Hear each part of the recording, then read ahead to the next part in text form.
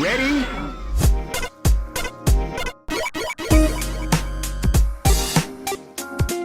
Hello, and welcome to Rhythm and Pixels, a video game music podcast. This is episode 29-6.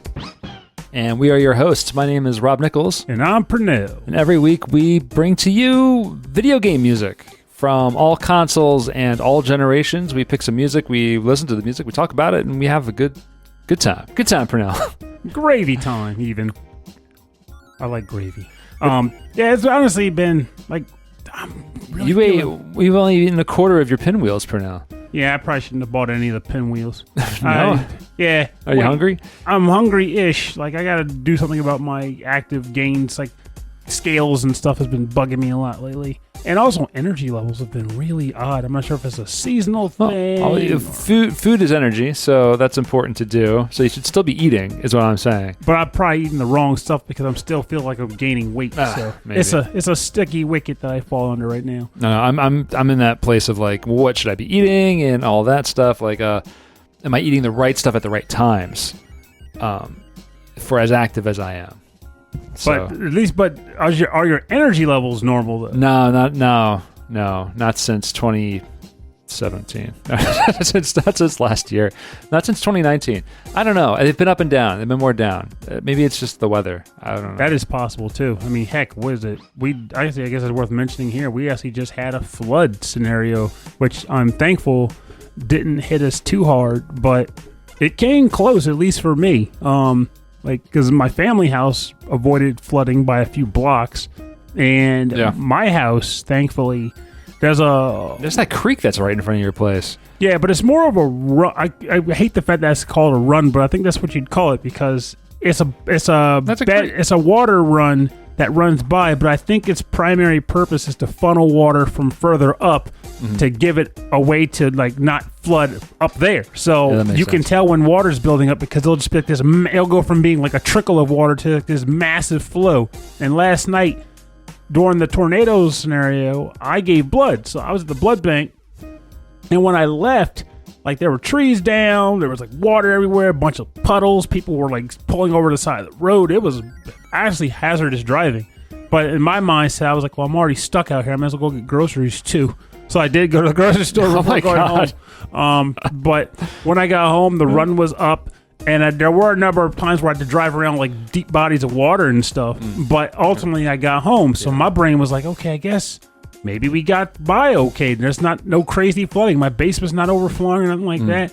But then I woke up and saw all the pictures. One of my friends had to have a boat come and take her out of her house because it flooded up to like the first floor. Yeah, through her basement. Yeah, it's all about like where you are too. Like, I mean, my office is on the river, but it was a problem because up the river, the more development that's happening, the more water runoff is running right off into it. And so the level of water that came into our office is higher than has ever been. And in the office, the building is an old DuPont building from like the 1800s, and it's never been like this before. So we're making a lot of decisions now on what to do in the future because we know this will happen again. Move the stuff out of the basement. Yep. You got to move it up a level. Yeah, and cloud services too. Oh, that's a good idea. Yeah. Some of the stuff I'm like, well, maybe we've been a little bit more safe if we use something from Amazon. I don't know. That's boring, right? Very much so. Just know it got wet and wild out there. It got a little wet and wild. But also still playing games, too. So. Yeah. I saw you were playing a couple things, right? I'm playing too many things. Oh, This coming weekend, I got to start 2 games. I got to start the Medium. I got to start Tormented Souls. And I also want to start Monster Train. That's what I got to start doing. Tormenting Souls. All the time. Every time. Just getting them. And I actually still need to start Axiom Verge again because I had that episode where I mentioned it and then didn't go back because I had to jump on something else immediately. I did finish a game, so I'm knocking a few more games out for the summer close out. Yeah. But it's been a juggle trying to get this stuff in. And then Psychonauts 2, I did start playing that. I know you've been excited about that one for a long time. And so far, it's been worth the hype. It's been a wonderful time. But I don't want to lose trajectory on it, which is feasible because I'm starting 2 heavier games on the weekend. Plus, I got a wedding this weekend and a movie this weekend. And, there's a lot. This week is a busy weekend. Really is. And it's like, but you still got to do all this stuff. And in the end of the day, it's like, oof. I know. And I've been very busy too. So I haven't gotten back to Persona. So it's been a while. But I know. But I can't judge, but I will anyway. But for East Coast Stamina, I'm ranked 150 out of 500. Where's Persona fit into that? That's pretty good. No, next year I'll be rank 100. Where's Persona? Top 100. Top 100 Persona non-finishers. That's me, yeah. I had to. But that's actually really cool about your stamina record. Yeah, I'm really happy. This last year, I think my highest passes, I had like 114. So what it does is your highest passes that you take your top 10, and there's a formula of note density and speed and length, and they figure out your tournament points, and the highest top 12 competes in the tier, like this the high tier, and then the top 12 after that compete in mid tier, and then the rest of us low lives compete in lower tier. The baby tier. The baby tier. I say that jokingly because I couldn't hang in that tier either. It is super competitive. So last year was my second year doing it, and I only had 114 in that list. This year, it's almost all 15s. So I'm slowly getting better. So if you see me on twitch.tv at 6 a.m. Eastern time, just huffing and puffing and sweating at like 190 beats per minute heart rate. He's blowing a house down, or trying to anyway. Yeah, that is what I'm doing. So, but no, I'm really pleased with that progression. I should be playing other games. I know that, but this game is good. Well, that's your game. That's my game. I wish there was a game I had that I played that much and consistently, but doesn't exist. Pokemon was probably the closest to that, and I get bored of that too. If you weren't doing reviews, would there be games you would do that with? I don't think so. I feel like I would just be playing backlogs or buying stuff. It's just that's how I've always been. So, before reviews, I would buy new games. Do you think the reviews have actually been keeping you focused? Yes. Oh, okay. Because when I get a game that I got to review, I am required to put some time into it. Yeah. So even if I don't finish a game, I'll play more of it. And sometimes I'll get games that I didn't even expect to like, but I'll come away wanting to do more of. Like, actually, I forgot to mention one. It's a game called Lamentum, which I'm playing. It's like a pixel horror game, which will probably end up being one of my unexpected summer beats because I want to finish it. Oh. Because I've been enjoying it. But when it was offered to me to review, I was like, that looks stupid. I don't want to play this. And I started playing. I was like, wow, it's giving me that yuppie psycho feel again. I am having fun with this game. Not yuppie psycho feel and like the quirkiness or anything, just the gameplay feel. Right. But with more action, because in this game you can actually fight back against stuff, whereas in yuppie psycho you had to hide from all the monsters. But you love that one. So for you to say something comparison, and even closely in comparison to that, get them good vibes. It's been good. Like, I've been enjoying this game. So it's like that kind of thing I would have never looked at if I didn't get a review code for it. And now I'm like, well, now I have to play more of this. I'm really having fun. So that's just kind of how it's been. So with me, reviews help a lot. And it's also a large part of why, even though people will say, you should just stop doing it because you never have time, or you can play these other games. I'm like, yeah, but there's something that I do get out of reviews. Even if it's a game I don't want to play, sometimes it'll be like just me talking about a game I don't like. Like, there's just something fun about that too. You're finding some interest even in some of the ones that you're not finishing and you're not super into. You're like, well, there's something about that, or it's at least fun to talk about. Exactly. Yeah, exactly.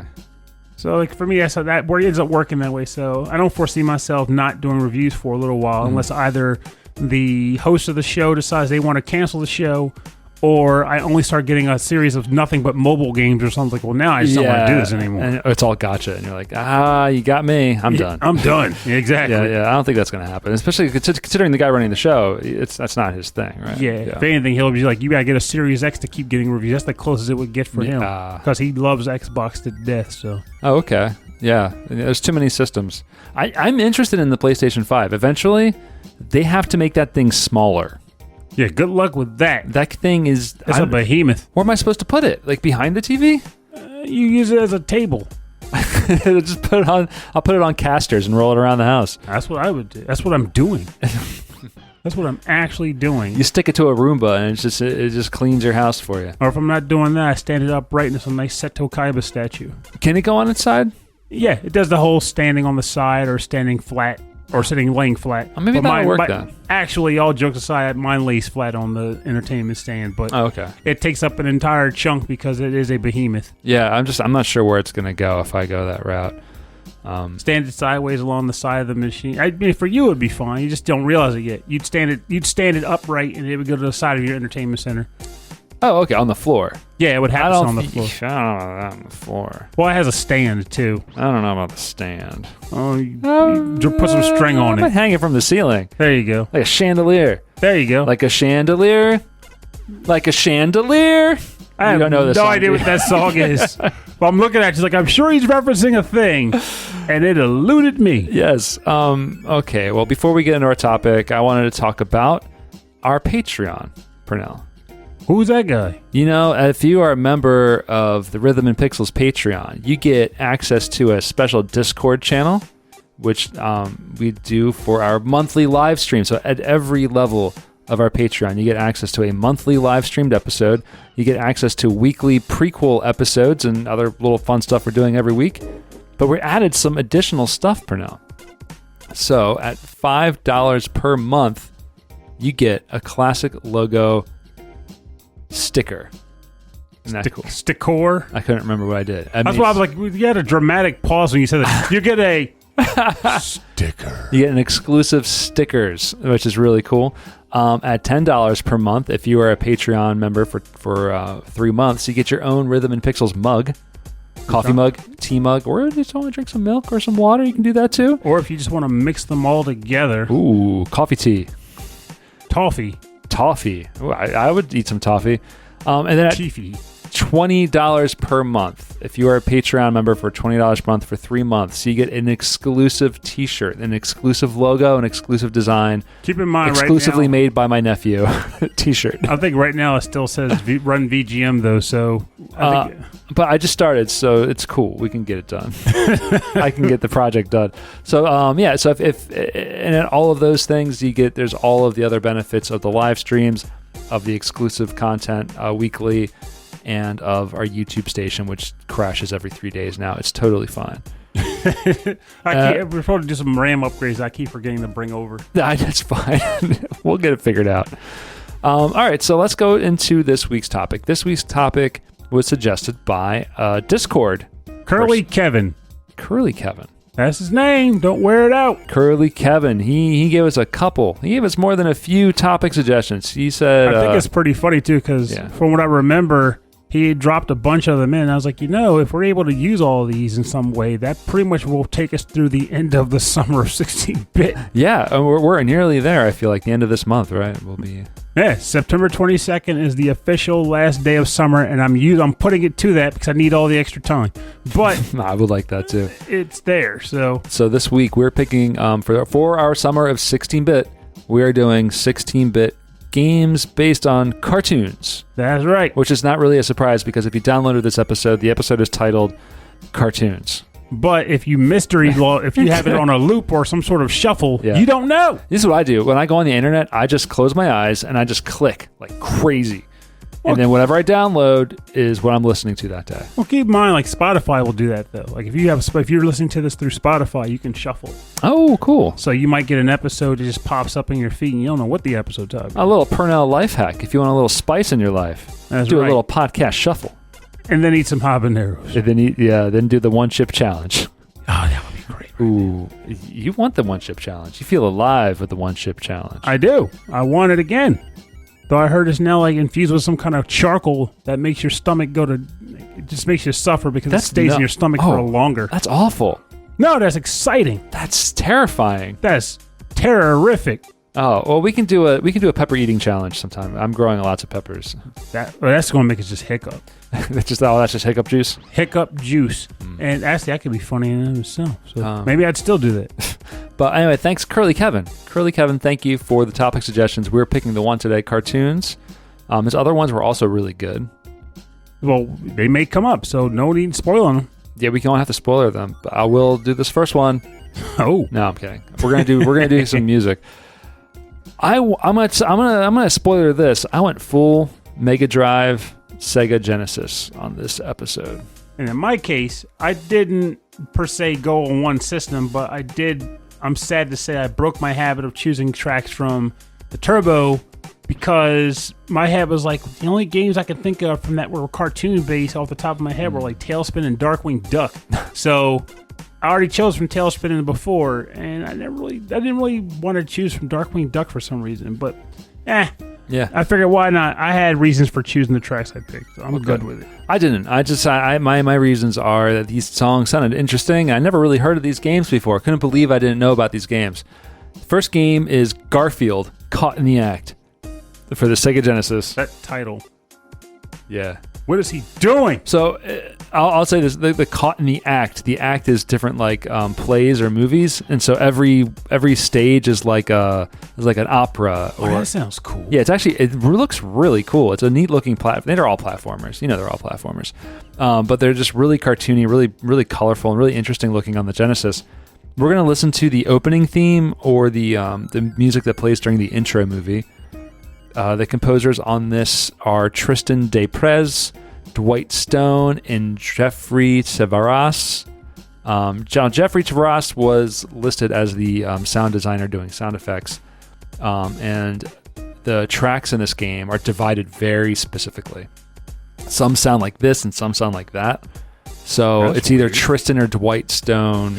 Keeping this like who produced. I don't know who did it, songs. but there's really a clear definition in the style of tracks. I'm only going to play one of them though. So this is the opening theme intro movie from Garfield, Caught in the Act for the Sega Genesis.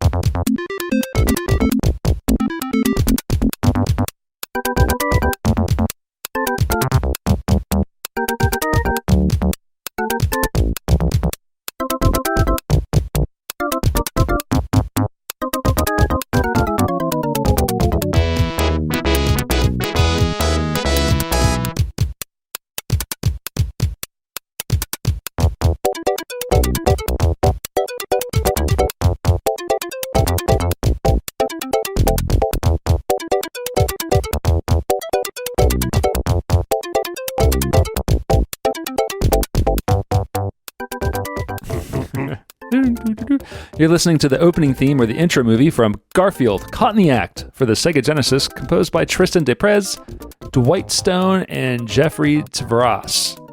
I'm hoping I'm pronouncing all this correctly. Roll the dice. It's right. It's just a neat track. It's the syncopation of like the drums and the bass. It's just very punchy. And then if you're listening to with this in headphones or in the car, you're welcome. Because the stereo is awesome. The stereo in this is so cool. It's just like, it kind of tickles your ears, kind of left and right. I'm just stuck on the boom, boom, boom. Yeah, the bass is really fun in this. Yeah, it's just, so some of the tracks have a bit of a heavier, okay, this part's strange. Now this is my favorite part. Really? It's just like 5 notes. And I've been working on the railroad for 5 notes, and then it just stops. Well, I feel like one thing that I was hoping for a lot of these tracks was a sort of cartoonish feel to the music, because they're all from games that were based off of cartoons. And sometimes I kind of want a cartooned OST to sound like it's being played in a cartoon. I don't know.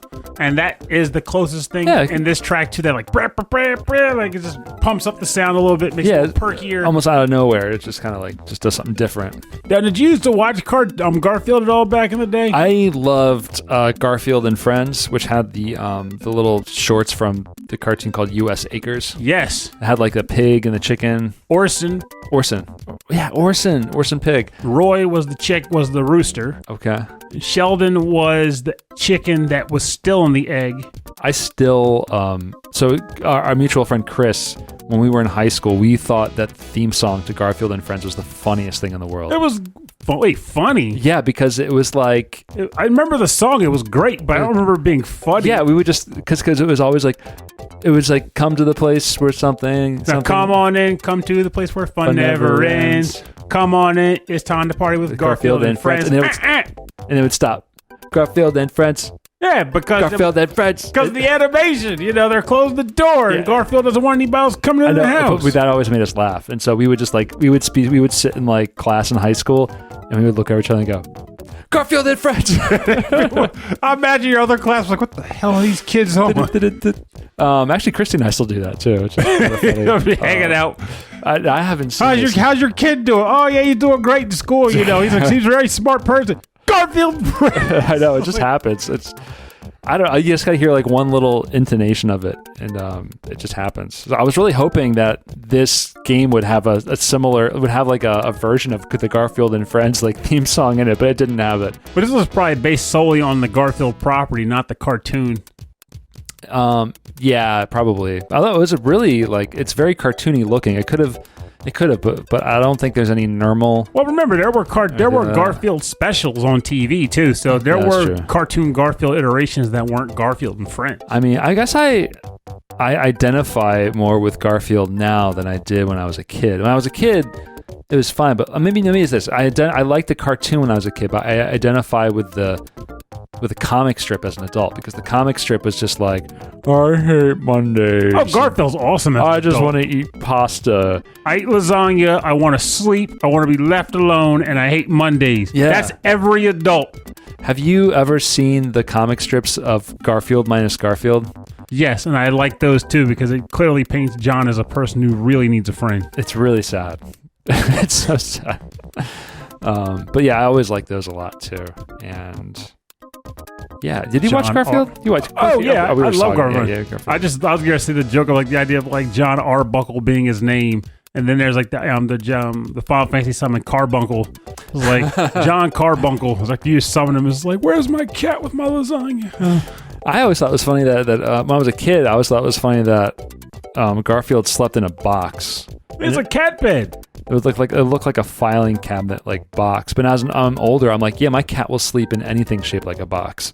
Hey. It doesn't matter as long as it's a square. Garfield was comfy. That's all that matters. Yeah, so it's true to life. Yeah, he's honestly, like I said, I have full appreciation for Garfield as an adult. Yeah, that cat he got it. He understood things. He gets me. Yes, he does. Do you think you would enjoy it more now?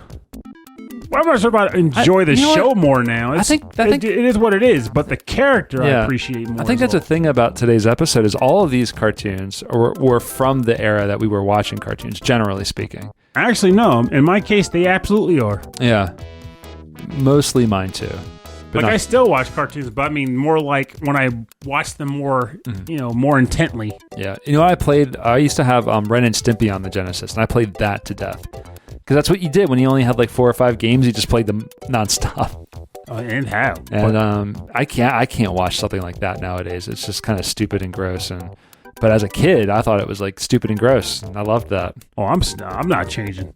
I still collect Garbage Pail Kids. I still watch stupid and gross. I sometimes to me I feel like in a world full of problems and frustrations and adult responsibilities, sometimes I want stupid and gross. Well, you know what has a terrible soundtrack is the Ren and Stimpy game for the Sega Genesis. I'm assuming you looked into that and was like, no choices. Ages ago. I'm so disappointed. I'm like, why?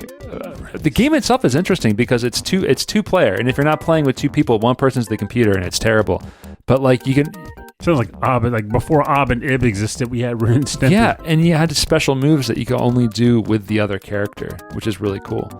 Call for pair balls. Yeah, that was a move. Or you squeeze a person into the fart and you'd fly in the air. Or you'd whiz on the electric fence. I'm pretty sure that's in the end of the game too. If it's not somewhere in the game, they missed a golden opportunity. Hi-oh! Finish. Oh, right. That's amazing. I hope everyone at home got that joke. If not, it's okay. I'm just giving that joke some space to breathe. All right, we're moving on to our next track. Now that I'm done telling terrible jokes. Now that we're done destroying this song. I'm okay with this jam. But my track is going to come from the game Real Monsters. The track is titled Gymnasium 3. This was on the Super Nintendo Entertainment System. I love how I said the abbreviation and then the word. That was clear genius. Anyway, it was on the SNES, and it was composed by Greg Turner.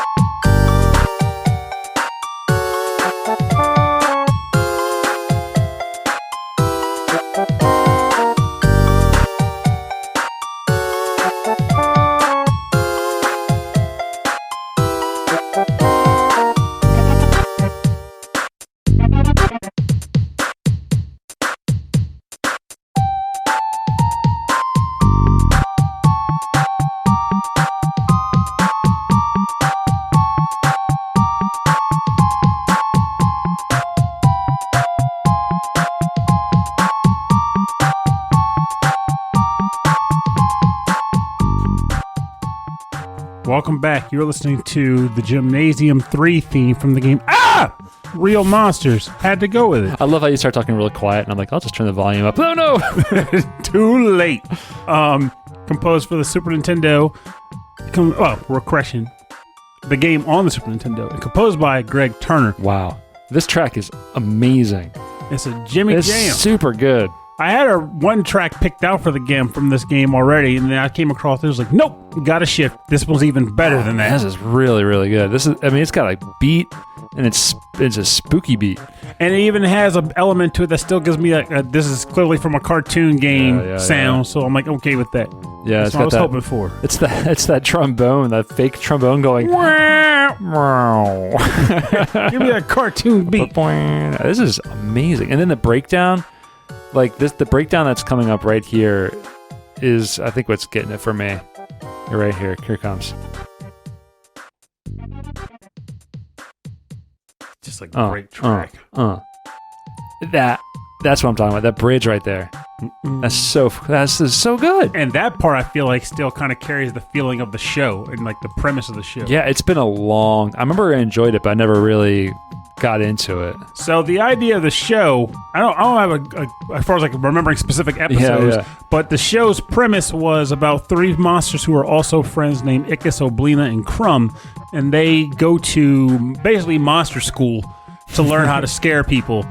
And the thing that I liked about it the most, aside from just like I like the voices and the characters, and I like the voice that Oblina. I like all their voices. They have great voices. But it reminded me a lot of that episode of like Tiny Toon Adventures where they were focused heavily on the concept of wild takes. Oh yeah, they were learning how to like stretch their eyeballs and like make their heads huge and stuff like that. Mm-hmm. Yeah. Because a large element of how they would scare people was they would like do like, you know, body manipulations and stuff like that to themselves. Like Crumb had this thing where he'd take his eyeballs out of his hands because he walked around with his eyeballs in his hands. He'd shove them in his mouth and then stick his tongue like, blah. Oh, that's right. I remember he used to do that. And Oblina can make her organs come out of her mouth and sit on her tongue and then pull them back in. That was on a Nickelodeon show, by the way. I missed those days of Nickelodeon. Yeah, it was fun though. It was cute. It was gross cute, but and like it's more cute than gross. And it's getting a bit of a revival of attention slightly because it was recently announced that Oblina is going to be in the Nickelodeon fighting game that's coming out soon. Okay, that's funny to me. I'm like, who's next? Is it going to be Doug Funny? If only. It should be Quail Man. Man. The big one that I wish they would do, but they won't because it wasn't a cartoon, they go classic with the Nickelodeon stuff and put Artie from Pete and Pete in the game. Because he's the strongest man in the world. Yeah, but you didn't have like a cartoon version of him. But they could make a cartoon version of him if they wanted. Or have Pete and Pete would be like the ice climbers in Smash. But then one thing that would be cool, like if they didn't want to represent like the characters, they could still do like locations. Like one thought I came across that I thought would be a cool one was if they had a stage based on the aggro crag from Guts. Oh, that would be awesome. That would be so cool. Yes.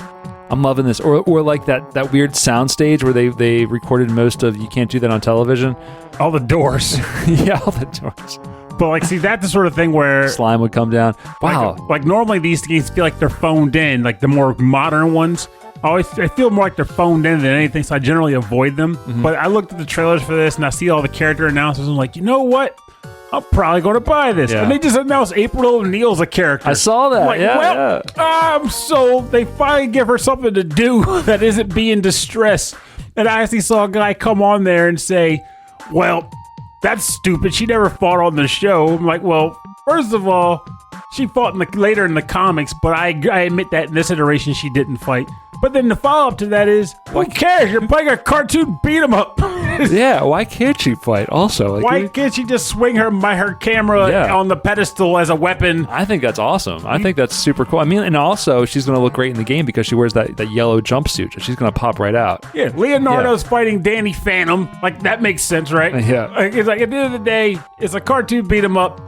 I like the idea of seeing these characters come in there. She's going to be fighting Nigel Thornberry. That's going to be a great time. I love these kinds of things. Yeah, I'm hoping the game is good. Hope the game is good. I mean, the thing about it is like, as long as they do a good job programming it and keeping the characters' personality in there, it's really hard to mess something like this up because it's already got an established gameplay pedigree. They're not going to go too far off the mark. Yeah, Nickelodeon's like, we have so many characters that we can pick from. I mean, if you could play Samurai Jack, I would just play Samurai Jack all day long. I feel like there probably is a Cartoon Network beat 'em up that puts Samurai Jack in it. Oh, I got them mixed up. I always get Nickelodeon and the Cartoon Network mixed up. I bet we'd be surprised if a lot of other people have pulled that off too. Because I have seen somebody say that they should put Dexter in there. I'm like, but Dexter is Cartoon Network. Yeah, but Dexter's cool. I like Dexter. Go OADD. I mean, all those things have been pretty awesome. Like the Cartoon Network and the cartoon. That entire umbrella was a fantastic place. Yeah, that's right. That felt like that was their opportunity to try new shows. And of course, of note, there won't be any of those on here because Cartoon came out after the 16-bit era was a thing. I know, right? So these are all much earlier. In fact, my next one is much earlier. Oh, so early it might be even in the Jurassic period. Or no. Cadillacs and dinosaurs? Stone Age, I mean. The Flintstones? Flintstones, Purnell. Jesus. Like, okay, there's not very many I can go with here. You got Cadillacs and dinosaurs, the Flintstones. Denver wouldn't count because that was flash forwarded. He's our friend and a whole lot more. We're talking, this is the Flintstones for the Sega Genesis. It just flat out Flintstones. That's all it is. This is Stage 2, the swimming pool song. I guess there's a swimming pool in Stage 2. The composer is unknown and uncredited on the in the game itself. So it's like, don't let anyone know that I wrote a song about a swimming pool. Yeah, I know, right? So here we go. This is a Stage 2 swimming pool from the game The Flintstones for the Sega Genesis.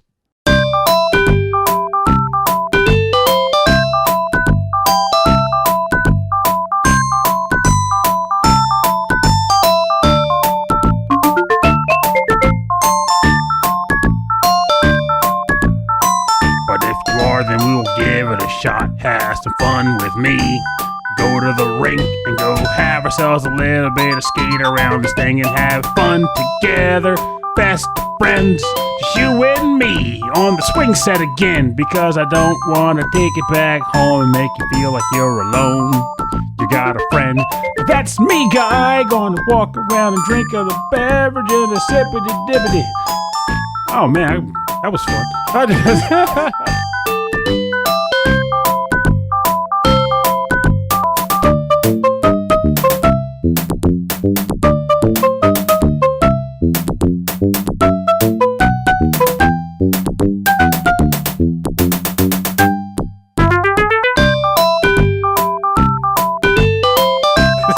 It's really catchy, right? And there's this little. Ooh.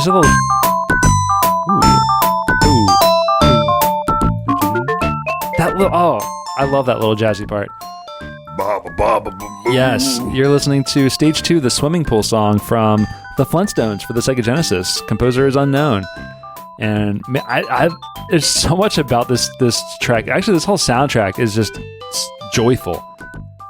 It's got swingy. It's a literal knee slapper. It is. It's a knee slapper. Yeah. You just started singing as soon as I started the song. You were like, "Ooh, I'm gonna do this." And it's funny because the moment I stopped is when it changed the key. I was like, "Well, this would have ruined my feel anyway." So I'm glad I stopped. Would have slowed your jam roll. He was like, "What is this part?" Slowed your jam roll. But all in all, this sounds like my kind of swimming pool. Personally, it's cool. I guess it's supposed to sound like, "Hey, everybody at a pool party," but it's got this fun, like jazzy kind of bluesy notes to it. It's really cool. I'm a fan. The Flintstones was a thing I never really got into as a kid either, even though it's a young kid, because it was just like, it was too goofy, or it was making fun of sitcoms from like, what, the 60s? I wouldn't even say it was making fun of them. The problem with the Flintstones... We're emulating them anyway. Yeah, well, that's exactly. It was the Jetsons even were in that camp too, where they were just making animated sitcoms. So they would have the occasional scenario that was a little far-fetched and out of this world, because early on in the Flintstones, most of the premises were fairly grounded. It was pretty much working class family, except everything's a dinosaur and primitive technology. But then eventually it's like, we gotta have the great kazoo, get it all wacky tacky. And then they started having like the movies where it's like, now they're going into the future and weird stuff like that. Yeah. But grounded level, it was sitcom, but with prehistoric goofy tech. Yeah. And then the Jetsons was also like that. Most of the premises of the normal episodes of that show were fairly straightforward sitcom-y premises, but with the future tech. So there's an episode where George gets shrunk down accidentally by his boss. Right. Which is funny, because I feel like in the Flintstones they used to make fun of, I guess they're all Hanna-Barbera, which they all felt the same anyway, but the like they'd be like, "Oh, the toaster is actually like a bird," and it goes, "It's a living." It's a living, and I love that. and then you go to the Jetsons, and it's like, "Oh my God, the toaster is actually a robot," and I'm like, "Beep bop, beep bop."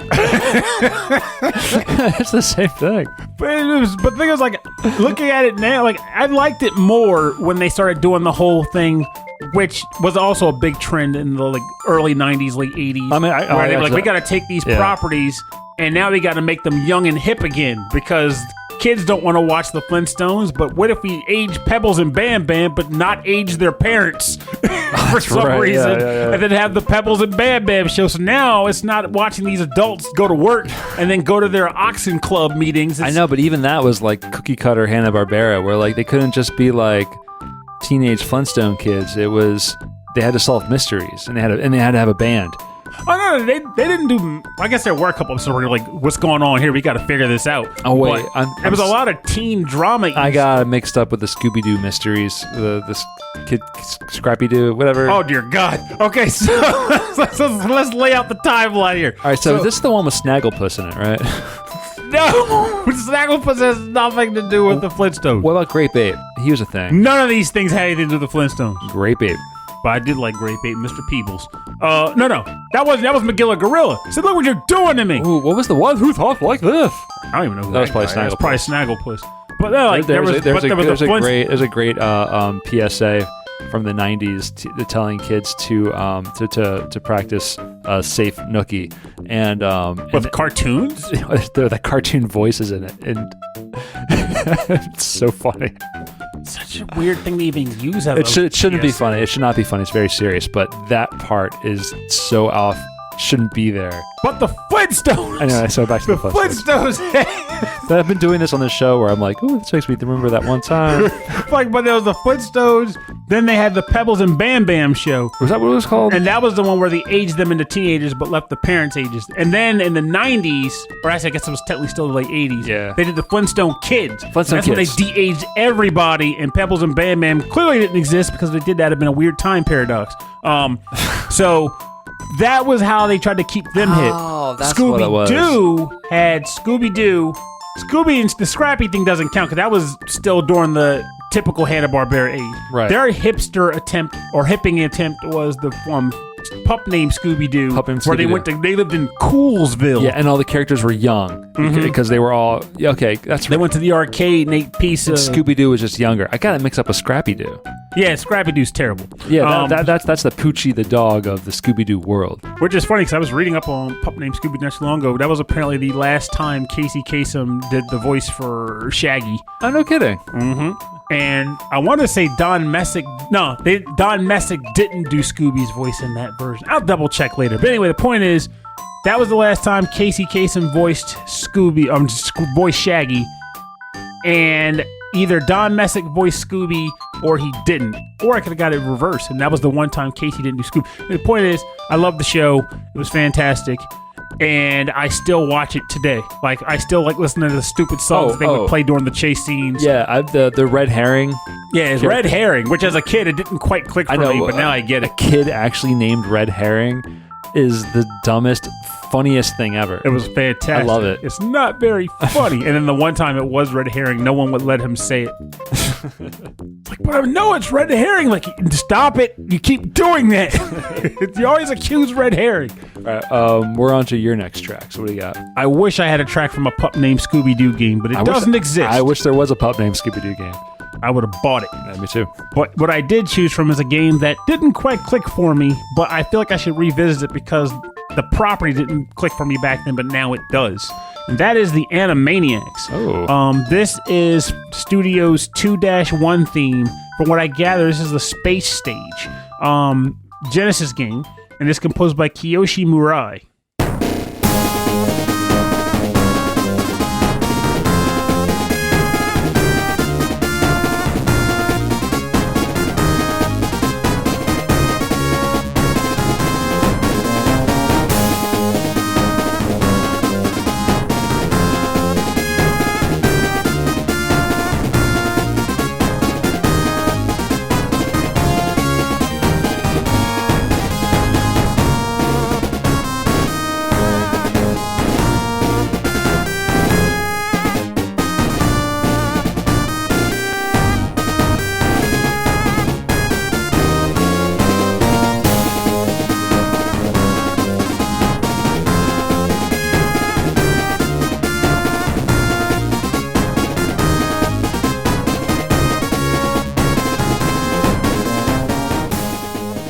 Welcome back. You're listening to Studio 2-1, the Space Studio stage from the game Animaniacs on the Sega Genesis, composed by Kiyoshi Murai. So, this track immediately stuck out to me compared to the rest of the OST because it sounds like you would hear on a Pokemon route. Like if you're playing Pokemon on the Game Boy or something. Yeah, I was thinking like a victory, like an RPG victory theme, but no, it's more like I got on my bike and I'm going to Meridian City. Yeah, definitely reminiscent of like some Pokemon routes. Maybe I guess like route like 113 or some random number. But let's be honest, I used a random number that I don't know what route this sounds like because I never remembered the songs by their route names. So sue me. Anyway, they're all just numbers. They're all just numbers to me. Exactly. I like playing the games, but I don't remember the route numbers. But I love this track very much. The game, feel like maybe another revisit in order because back then I didn't really care for Animaniacs. I was always a Tiny Toons kid. And the game, they were competition. The funny part is they shouldn't have been because they're the same company, and they aired one after the other. But in my head, I was like, I just don't really click with the humor of Animaniacs. Oh, okay. I feel like I'd appreciate them more now than I did back then because my humor has kind of changed a bit since then. But with that said, the gameplay of this, which I played only thanks to Sega Channel, love that damn thing. Reminds me, it's very similar to the last game I picked actually, where you're controlling all three main characters from the show. Because in Our Real Monsters, you controlled all three of those characters, and you switched between them, and they did team up and moves and stuff. In this game, you control Yakko, Wacko, and Dot as they move around the Warner Brothers studios, and each of them has their own unique ability that makes them special for different situations. So it's all about moving around, collecting pickup items, smashing objects with a hammer and pushing blocks and dodging the security guard who told us like, duh. Did you control them at the same time, or do they run around together and then you select the one you want to do with, or did you? The latter. Oh, okay, cool. So like if you want to use Yakko to start smashing stuff with the hammer, Wacko with the hammer, you're running around with him in the lead, and the other two follow. Mm-hmm. But then when you want to use Yakko to push blocks, he's running in the lead. So yeah, I think was the Vikings, right? The Lost Vikings did that. Mm-hmm. See, that's the thing. I thought I think it's pretty interesting when they have games like that. And recently, here's one for Cameron Warma. Trine is a game that works like that. Oh, okay. Trine brought that gameplay style back of all three characters working together to solve puzzles on stages and stuff like that. Because it's funny how many games like that existed back then. Yeah.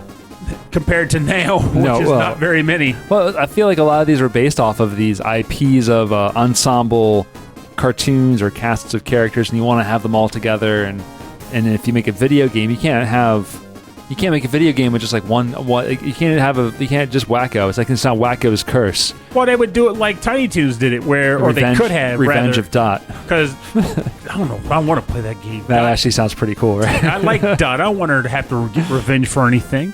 But it's like Tiny Toon Adventures. The way they got around it was two ways. One, they just kind of said you only care about Busters, which I think was a dumber idea. I like the games, but I like the other Tiny Toons. So they shouldn't be bit characters. They should be characters. But the original NES Tiny Toons game had a set. You had the secondary characters like your partner, and you could choose which partner you wanted, and each partner had a unique skill that made you want to use certain ones on certain stages. Yeah, but you would get a power up in the stage, and it would flip from being Buster with the hoppin' and boppin' to Plucky Duck and what the hoppin', boppin', and flying and the flying. So, but that meant that Buster was no longer on the screen. Suddenly, you were the Plucky Duck. Which in and of itself is interesting because in that game, Buster was the weakest of the characters. He was. Because everyone else could do something, and Buster could do nothing that those guys couldn't. It's true, but he had giant feet, which made platforming a little bit easier, I thought. It really didn't, but he did have big shoes. Maybe that's what I was telling. That's what we were all telling ourselves. There was just want to make Buster feel better. Now, there was a cartoon with an amazing ensemble cast that you could only play as one character at a time. There was like maybe 6 or 7 main characters in the show. Was this Rugrats? No, but I'll give you one more guess for now. So they would all get together, and there were 7 characters. Maybe not 7. There's like 5, and then they all had like one bigger character on top of them, and they had to protect the planet. Purnell. Oh, Captain Planet and Planeteers. This is Captain Planet and the Planeteers. This never came out in North America. This is a Sega Mega Drive exclusive. I wonder if it would end up on Sega Channel then. It might have. I'd be interested if it did. The composer, again, is unknown, not credited at the end of the game or anywhere else. We're going to listen to Zarm. Is his name Zarm or Zane? Gosh, Zarn it. Zarn's Doomsday Barge from, Happy Doomsday for now. I wonder if that's the guy that was like Gaia's competition. I never remembered the bad guys' names. I remember some of them because they had such great names like Hoggish Greetly and Loot and Plunder. That's a cool name, but I still don't remember them. So I'm just taking your word for it. Now there is a Captain Planet. Now, baby, in a corporal universe. All right, this is Captain Planet and the Planeteers for the Sega Mega Drive.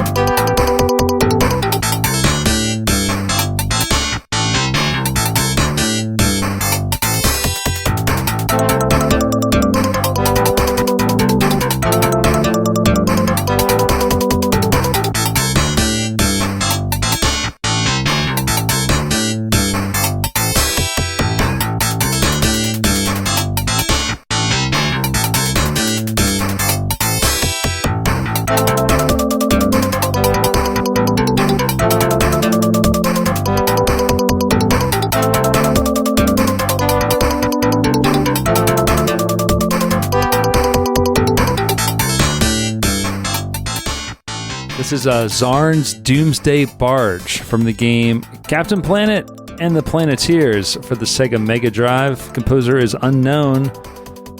but the power is yours. I just realized while reading up on this, because I got nostalgic for the show, there actually was a villain that they managed to convert by the end of the show. Oh, was there? Yeah, so apparently Sly Sludge, who was like a big polluter, waste polluter, but at the end of the show, or at least his role in it, they got him to stop being evil because he was able to make recycling profitable. Which is very complicated. The show got complicated.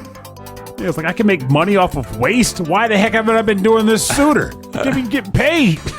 But yeah, Captain Planet. Oh man, I mean, it's so strange the amount of like nostalgia and like good feelings I have for it now. That because when it was on the air, I was like, this is the dumbest thing in the world. I always liked it. I was an enviro dork back then. I'm kind of an enviro dork now, to be honest. But back then, I really was, even more so than now. And the idea of a show that promoted, you know, being kind to the earth and not being a wasteoid just screamed to me.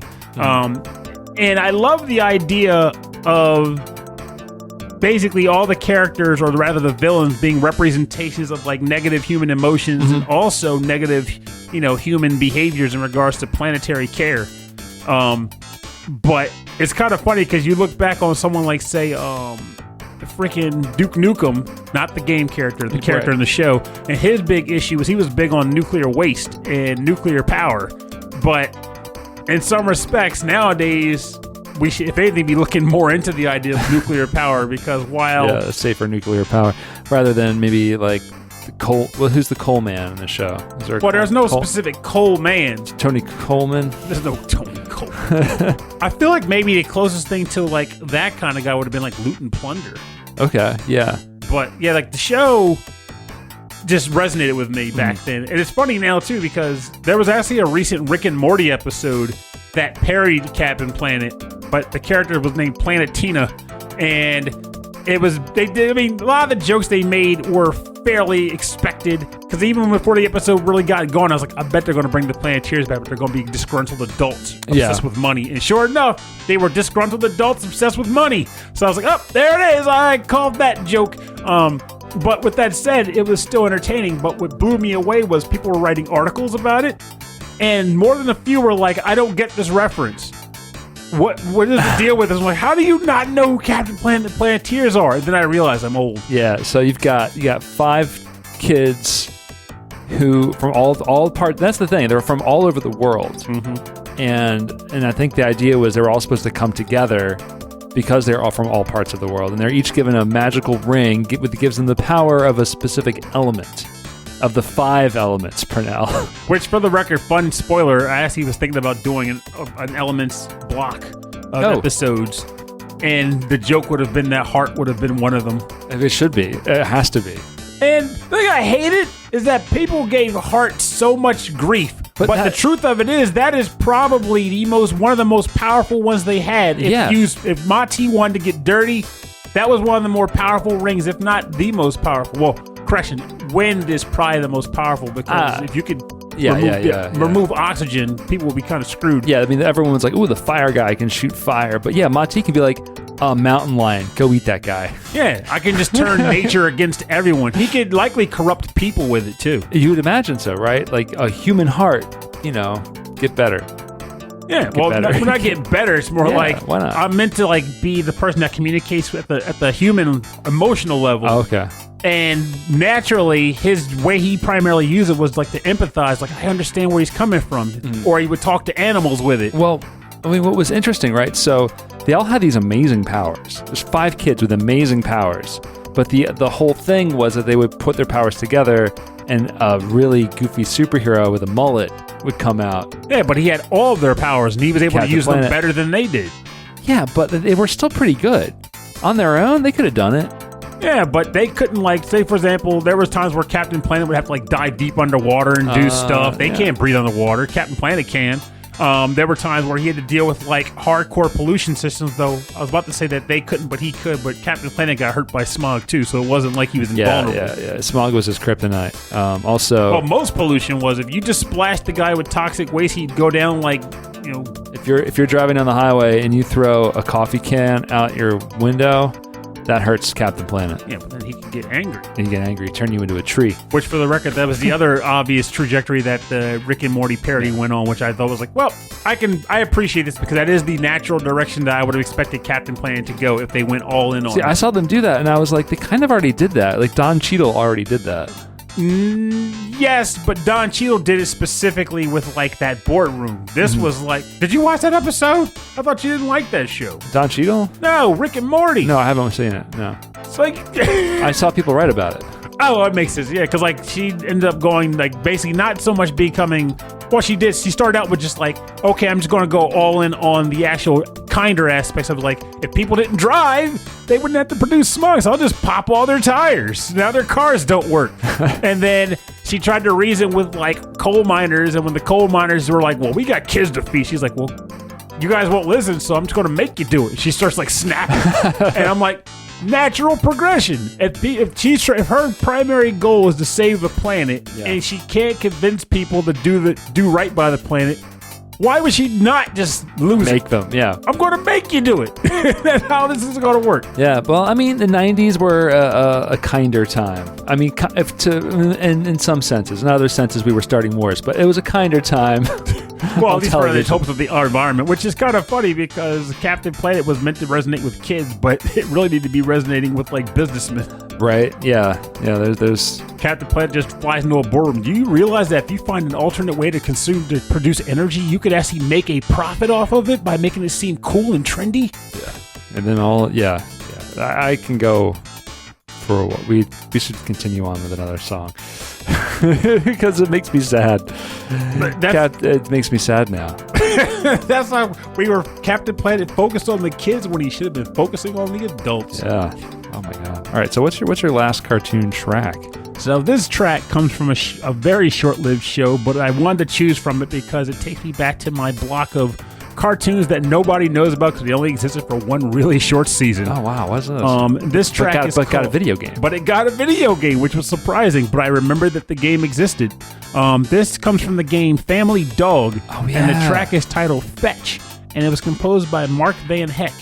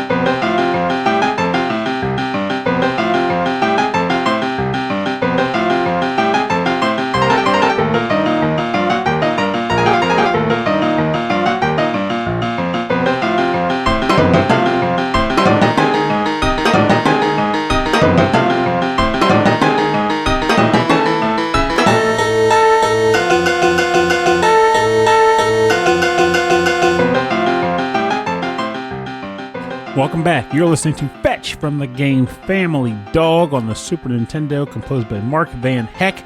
And this track definitely carries that cartoon sound that I was hoping to get from tracks that I picked for the episode. It is a very, very cartoony sound. This was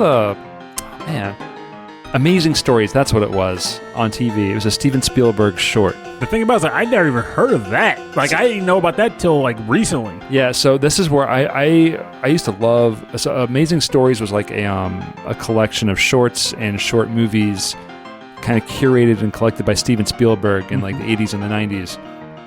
And some of them were really amazing stories. It was really, really cool video, films. And one of them was a cartoon about a little family dog who was, I forget what this... It was really sad. Yeah, because basically the family was a bunch of jerks and the dog was just a nice dog. Because, the idea of a family dog is you care about your family, you're just happy to be here, as a dog. Yeah, but trying to, like, hold everything together while just kind of getting the short end of the stick from the family members, especially the kids. Mm-hmm. And I guess it was popular enough that it spawned off one season of a TV show. Yeah, but unfortunately, the show itself was very much rejected and canceled before the first season even had its full run of episodes. Because I used to watch it regularly. It aired on Channel 10, which I believe was CBS. Okay. And I would watch it. It was a prime time cartoon too. It came on at 8:30 at night. Yeah, that was another thing. This is a time when I feel like cartoons were starting to break into primetime television. Specifically because they wanted to get that Simpsons money. Yeah. So the only other ones that I remember from that period were The Critic, which should have lasted longer than it did. Yes. This show. There was Fish Police, which I always like to reference in a joking manner. It's like, it's police work, but what if it was underwater and done by fish? I mean, that really should have gotten a TV show. No, it did. It just unfortunately didn't last. And then the last one that I remember involved rats that lived in Washington, D.C., and it was called Capital Critters. Yeah. Did that one get that? That didn't get a cartoon. Every last one of these shows were cartoons that got canceled after one season, with the exception being The Critic, which got canceled after one season, then revived, and then canceled again, and then brought back one. Yeah, I think after Fox picked them up, and then it got canceled, and then years later, it got webisodes. Yeah, which made me sad. Pre-YouTube webisodes. Which weren't that great. No, they weren't. But I still like the movie parodies they attempted. Yes. But the non-movie parodies were kind of lame. Oh, man. The Critic is one of my favorite TV shows of all time. We called him Mr. Bip. Football is a lot like life. You're always moving in the show. It's electric football. But it was such... the thing about it is, like, and people liked Lucille Bluth from Arrested Development. Mm-hmm. I feel like the mom... Yes. On The Critic was like Lucille Bluth before Lucille Bluth. It really was. It really, really was. But the father was just something ridiculous. Else entirely. Yeah, I loved it. Take that, Birth of Man. So, but so many of those references were like over my head as a kid, and even today, I'm like, what are they talking about? I loved it. But as a kid, for sure. As an adult, I get more of them. But as a kid, I just felt smarter by trying. Yeah, if you're looking for really silly, like good '90s humor, The Critic with not Jay Sherman. Jay Sherman is played by John Lovitz. By John Lovitz. But one thing I think is check it. It's on YouTube. It's probably all out there for free. But the thing that makes me the saddest about the idea is that I always say the show was way ahead of its time. Originally, I used to say it because I felt the comedy was. It feels weird to even say this, but it was more sophisticated than prime time was ready for with animated shows. I feel like it was mature without being like, oh, it's mature, meaning like they're going to make poopy jokes. It's not Dream On. Yeah, it was kind of mature, yeah. And then nowadays I say it, but not just because of that, but also because they used to take movies that existed back then, wank them up with weird premises for sequels or whatnot, and then say, here's this movie, Die Hard 3, Die Hardest or something. Yeah. But I feel like with some of the movies they're dropping in the last 10 years or so, now they're all out of ideas and they're just trying to rebride old products and stuff. The Critic probably nailed some of these back then if we went back and looked at the old episodes. And if they didn't, they would just be parodying movies that the running joke would be, here's this movie, and they'd air the clip, and they'd come in wait a minute, that movie actually exists? Oh, God. What are we doing with our lives? Because, yes, there are some movies that exist now, and I'm like, who the heck who funded this thing? I know, it's almost art imitates life, imitates art, imitates life. Again. But I'm going to turn this crazy track down, because it is very crazy, and we are going to get into the part of the show we call the bonus round. Bonus round. The bonus round is where we play covers and remixes and arrangements based on our theme. And our theme is cartoons of the 16-bit era, which I think you and I kind of went a little turtle crazy for. Turtle power, even. Turtle power. So, well, I feel like a large part of the challenge is that for this topic, I can't think of too many 16-bit cartoon-based video games that people kind of went ham on covers and remixes for. Like at one point, I originally was going to go with the Genesis-fied cover of the Rocko's Modern Life theme song, but I'm like, I had a better idea that came down. So yeah, one of my backups was from the Flintstones Genesis game was actually they arranged the Flintstones like theme song, and it sounded really really good. But I'm gonna save that one for another time because it wasn't like a song made for the game. It was actually the Flintstones theme song. Ooh. Okay, but this is Sewer Surfing from Teenage Mutant Ninja Turtles, Turtles in Time. That's where they are? They are all over time. But this is the Eurobeat remix arranged by Dominic Ninmark, who also did the music to the game Blazing Chrome, which is amazing. And Bot Vice. Which are Rhythm and Pixel's favorites. Yes, and I want him to do more music. But his YouTube page, which we'll have linked on the website, has just tons of awesome, like really, really awesome Eurobeat remixes of everything you could think of. So this is Sewer Surfing, the Eurobeat remix by Dominic Ninmark. Sewer Surfing.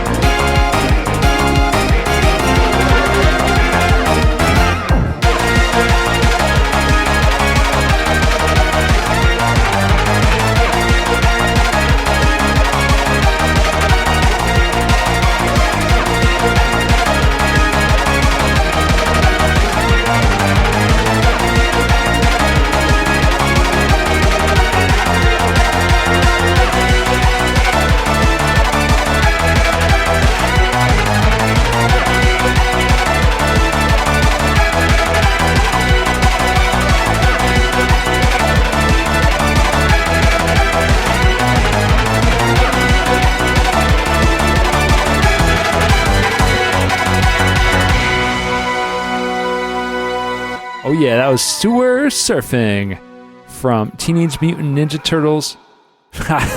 Turtles in Time.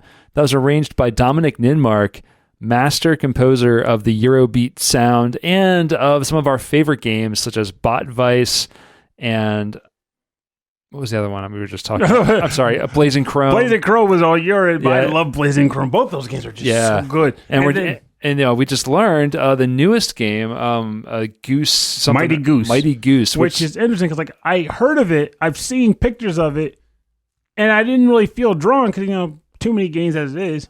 But now that apparently he did the music for, I'm buying it when I get home because it's Dominic Ninmark, and I own every Switch game that he's done music for. So they're awesome. He's got this sound. His game sound is like it's just super melodic, and a lot of it's pretty quick. But it reminds me a lot of a Scapegoat, almost a little bit. That kind of old school sound. Mm-hmm. It's really awesome. So we'll have links to all of those projects on our website because we are huge fans. Maybe we should try to get him on the show sometime. Honestly, I don't know if we could, but I'd be ecstatic if he did come onto this show. Yeah, it's just to talk games and music. All right, so Pernell, what do you have for the show? Well, the track I ended up going with was actually not chosen by me. Earlier in the show, I mentioned that this track was suggested to us by a friend and listener of the show named Curly Kevin, and he also listed a track to go out on the bonus round. And it makes sense to both of us, actually, to have that be a track that goes into the bonus round in and of itself. Doesn't hurt that it's also a banger, too. It's super good. So this track, submitted by Curly Kevin, is from the game Teenage Mutant Ninja Turtles 4 Turtles in Time again. The track is titled Trail Dust in Turtle Wax, composed by Viking Guitar, and I believe it's a cover of the Bury My Shell at Wounded Knee jam. That's right.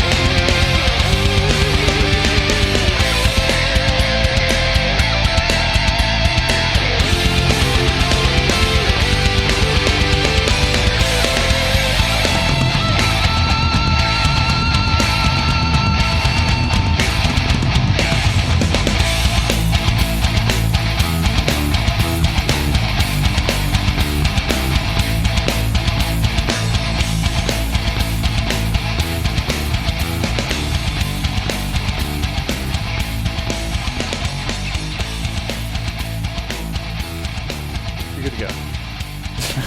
Oh, I'm sorry. I was bopping my head over Yeah, there. yeah. You were headbanging. Well, like a head sway bang. Hey, that's Swaying sway. back and forth, yeah. So this was Trail Dust and Turtle Wax from Teenage Mutant Turtles 4, Turtles in Time, covered by Viking Guitar, submitted by Curly Kevin. And this track is a legit bop, though Viking Guitar, I'm a big fan of his works anyway, so this doesn't surprise me that I would end up liking this track, but it still deserves to be said that I really like this track. It's like there's so many bits to it, like not bits, but like parts to it, like the opening. Pixels to it?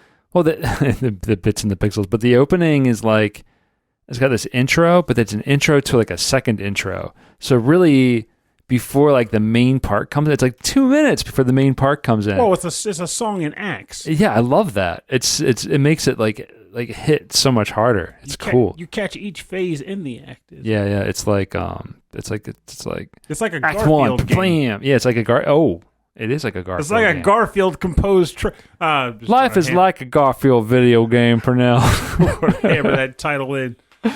Well, for more information on the bonus round, go to the rhythmandpixels.com. We'll have links to all these bands, SoundClouds, Sand Clamps, band pumps, and everywhere you can download the music and support these artists, both Viking Guitar and Dominic Ninmark.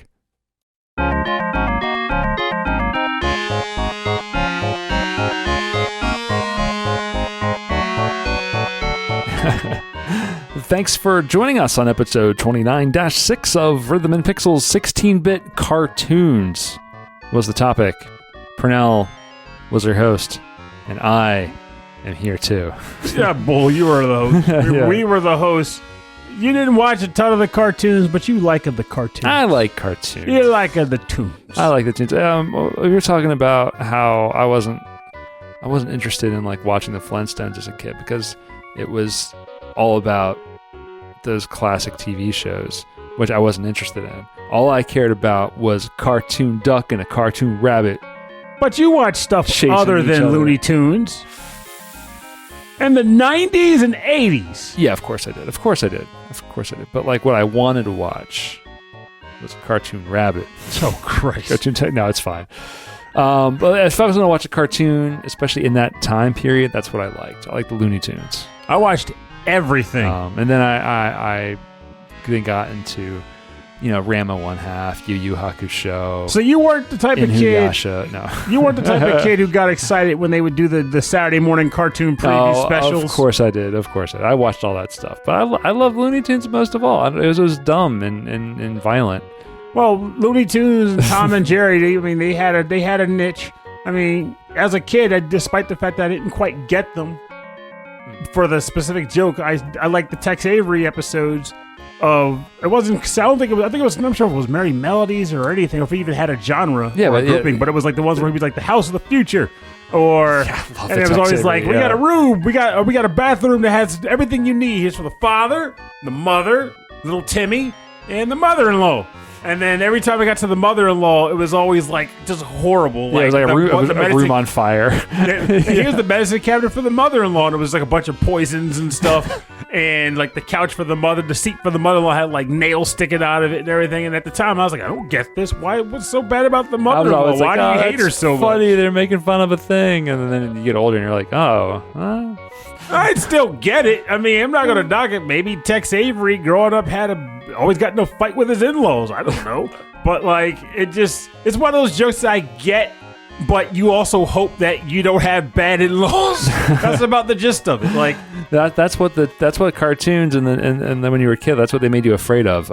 Quicksand and in-laws. That's true. I've never come across quicksand in my entire life, but that was always a thing that characters would come across as a big problem. Like, oh no, he's in quicksand. We got to get him out. Like, we're not even in a desert. Yeah, it's where like, did the quicksand come like from? Falling anvils. No, that's a cartoon. Quicksand, that's real. That's real. You can stumble across quicksand when you least expect it. Because there'd be cartoons with the characters just walking and just nonchalantly, oh crap, you just stepped in quick mud. It's like, I can't wiggle out of this mud.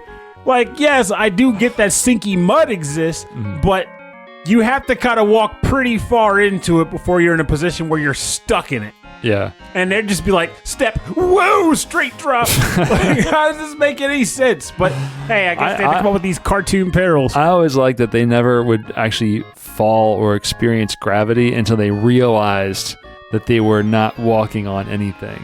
All the more reason why Tiny Toons was such a great cartoon, though. They did that all the time. Well, not so much that they did it. It was cartoon school. So there were elements in the show or here and there where they were actually teaching them, like, okay, well, it doesn't actually work unless you acknowledge the fact that you're actually walking on. So you can just walk as long as you want. Just don't look down. And there was like a time, I was like, wait a minute, well, we just keep going, we're fine. Don't worry about it. Cartoon lore states you can't fall from heights unless you acknowledge that you're standing on air. Right. So, oh no, I'm walking on stairs, going down. Right. And there were literal episodes where they were like intentionally playing up. Like it wasn't just like a Bugs Bunny type gag where he's like, "Oh, cream pie out of my pocket." It was literally them thinking, cartoon lore states that I can do this. Yeah. So they'll do it, and that'll get them out of their problem. It's like, wow, that's pretty cool. Like you like the meta stuff. I like meta, and I mean, as an adult, I became even more into meta. But it's hard to realize. It's funny to believe that it probably started at Tiny Toons. Probably started with that stuff. Yeah, where it's like the cartoon making fun of the cartoons. Animaniacs was very similar to that, which is why I'm kind of surprised that you weren't as into that. Well, I think my big gripe, if I look back and I think about it more, the reason why I don't think I liked Animaniacs as much was because Tiny Toons had slapstick humor and Looney Tunes did too, but they were still grounded in like, I guess like this sense of like a narrative. Mm-hmm. The characters were doing things. Yeah. Animaniacs, for most of their episodes, literally the episode was, I'm annoying, look how annoying we are.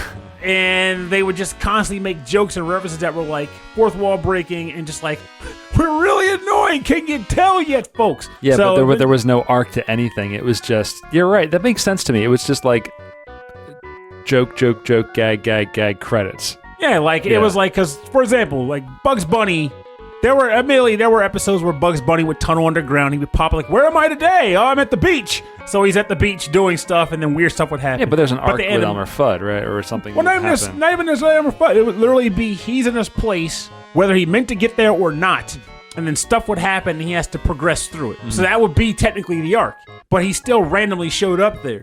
The Animaniacs generally would just get dropped to a place. They have no desire or reason to be there, and they're just like, let's be ridiculous here. So they'll just start doing dumb things, and everyone else that wants to be there is annoyed that they're there being ridiculous. And then the show's over. Like, I actually watched an episode, or caught up an episode of, like, the new revival of Animaniacs. Oh, that's right. Yeah, I forgot about that. And what was the premise? They were doing a camp out, and it turns out they were actually accidentally camping on the torch for, like, an Olympic Games event. So they were like, let's be annoying at the Olympics. So they were. And it was like, okay, I'll watch this and see how stupid they can be. It's like they're out there to blow people's minds, you know, like, anyway, we can get on and on about Animaniacs stuff, but we're listening to music from the Smurfs game for the SNES. Imagine if that was how the Smurfs work. How do we end up here, guys? Oh, well, Brainy fixed us up an invention to get us home. Well, now that we're here, let's be adorable. The Smurfs. I actually used to love the Smurfs as a kid, though. Even the Coleco game. But I liked the cartoon a lot. And I also like the fact that even though it was a cartoon and they never really displayed the darker elements of it, the Smurfs had the occasional like serious narrative going on too. Like it wasn't necessarily just like we're lovable and we're happy. Like it was literally scenarios where like their entire world was like destroyed or everything was crashing down on them because they were so small. There was like I remember there was at least a few episodes where like all the Smurfs were like temporarily put out of commission through like turned to stone or just like gone, and like the Smurf cousins had to save the day and weird stuff like that. Go of it. I mean, they're all like tiny gnomes. Like they were like little blue like mice, like rats. They're little blue rats. They're magical critters. Bro, the Smurfs, they're little blue rats. And then Johan and Pee-wee were friends with them. They were their human friends. Now, there was a movie, right? A movie in like the 2000s. That was like a CG movie. That I actually never saw, but I do remember Way Forward made some games based on it. Okay. Oh well, way to go, Way Forward. Oh mercy! You had to do it. Well, if you like the show, if you like what you're hearing, and you'd like to hear more of it, Or those wacky puns. Yeah. If you have a topic suggestion or a track suggestion, or if you just want to say hi to us, the best thing you can do is send us an email. rhythmandpixels@hotmail.com. We are accepting puns. We'll accept puns. Also, game records. Like, I think I said this in the past, but I'll say it again. You want them to record some games for you? No. Like, I talk about games a lot, and the games I like to play and whatever. Oh, game recommendations. Well, recommendations too, but like games that that wouldn't mind seeing me attempt and record because I have OBS and crap. I can play games on like my decent PC now, which means I'm not limited to the games I play. We can do some Twitch playing. Yeah, that's another thing I was thinking about doing more of as I carve out more time for things. Is playing games, but like playing games on a stream. Finish Persona 5 first. No, maybe you and I, maybe you and I can play some. Can we play some Dragon Quest for now? Finish Persona 5 first. Dragon Quest. We'll talk. We'll talk Dragon Quest later. If you would like to get a full track listing from this episode, track listing from all of our episodes, and access to all of our episodes, you can go to the website rhythmandpixels.com. Check us out on Instagram and Facebook and Twitter. It is Rhythm and Pixels, all one word. Go to YouTube, youtube.com/Rhythm and Pixels, and there we have a radio station. This plays 24/7, nothing but 8-bit and 16-bit classics. Check out our Discord. The Discord link is at the top of our website, and that's where you can get in contact with us or get in contact with some other listeners and just hang out and chat about games, about music, about life. I've been more about the games lately, and I've been getting more into it again because I was like off the horse for a minute. But I feel like I'm getting more back in the chatty on there again. Yeah, I noticed that. That's good. And then that's where listener Curly Kevin got a hold of us and gave us some topic ideas. And I was like, that sounds cool. So we're going to do them. And if you'd like to support the show, the best thing you can do is just tell people about it. Just be like, hey, I listen to the show and they're really cool guys. Or I like video game music and they have a fun take on it. Can't go wrong with going superliminal. Hey, you! Listen to Rhythm and Pixels! Yeah, just take a USB stick with us on it and just throw it at their heads. Like, well, okay. Yeah. If you just give them your phone, hit play, and then just walk away forever. That's right. But make sure to delete all your like bank information from the phone first. Yeah. Clear your history. But if you can also support us by going to Patreon, patreon.com/rhythmandpixels. There you get access to weekly bonus content, to a monthly live stream of us recording an episode, and you can get stickers, you can get mugs and t-shirts, so you can go there to help support the show. And at the highest levels of our Patreon, we like to thank you at the end of every episode. I'd like to thank Frankly Zappa. Thank you so much for your continued support of our show. Mike Myers, it's good seeing your name every week. Vashin8060, Andreas Mailberg, Brian Pitt, Cameron Werma, Carlos Kung Fu Carlito of the Heroes 3 podcast, the Wise Guy, Chris Weisner, a.k.a. Musashi219. That's right. He's got 2 nicknames. Which, by the way, I am trying to start Shining Force 1. Though, believe it or not, it's challenging because I feel like Shining Force 2 just feels grander. Hear that, Chris? Pronounced trying Shining Force 1, but it's challenging. Oh, stop it. But yeah, I get you. Oh, stop it. Christopher Senstrom, thank you very much. Davey Cakes, David Taylor, Harold Howard, Wicked Sephiroth, Justin Schneider from XVGM Radio with Mike Levy, Michael Bridgewater from Forever Sound Version. Did you know that the track, the Commodore 64 track he made for our lobster racing joke, got 4th place in a competition? Really? Yeah. Well deserved too, though, because that track is really good. The track is really, really good. I'm really enjoying your demo tunes. I want to thank Reinhard Zelkova, Sleepy S'more, Steve Miller, Taco, the Autistic Gamer 89, Ed Wilson of the VG Embassy. His last episode has Dan Loughton in it. I'm talking about hack and slash games. Really enjoyed that one. And Ulf Person, thank you all very, very much for supporting our show. Thank you kindly. It's much appreciated. Very, very appreciated month after month. So, again, if you're considering joining the show, now's a great time because we got some cool goodies available on the Patreon. Next week, we're talking animes, anime, and Japanimations. Definitely anime. So we're doing that next week. I'm really excited about that one because it's a lot of games I never looked at before. Well, in that case, then, time to dive in deep because honestly, I feel like I've played many of the, or at least I've heard of many of the ones that exist, but I'm worried that I'm going to just come across a bunch of Dragon Ball. So we'll see how this goes. If it's good, it's good, right? Yeah, but I mean, but the TurboGrafx is going to make a comeback because there's a lot of PC Engine anime games, right? That is true. Yeah. Don't be surprised to see the Slayers come up, just because I know that exists and I know that music in that game is fantastic. Oh, the Slayers. No, you stay. Okay. Hands off. Now, you know what's going to happen? I'm going to forget about this, and then next week I'm like, I need one more track. Oh, that Slayers game is great. Where do I remember Slayers from? Well, anyway, thanks for listening to the show. Thanks for listening this far, and we'll see you next week. My name is Rob Nichols, and I'm Pernell. Have a good week. Talk to you later. And remember, admittedly, I didn't have one early on because it's been a rough time, but something did click, and I'm going with it, which is, well, we're stuck dealing with a lot of our, adult responsibilities and adult problems and politics and all that stuff that just bogs down adult life.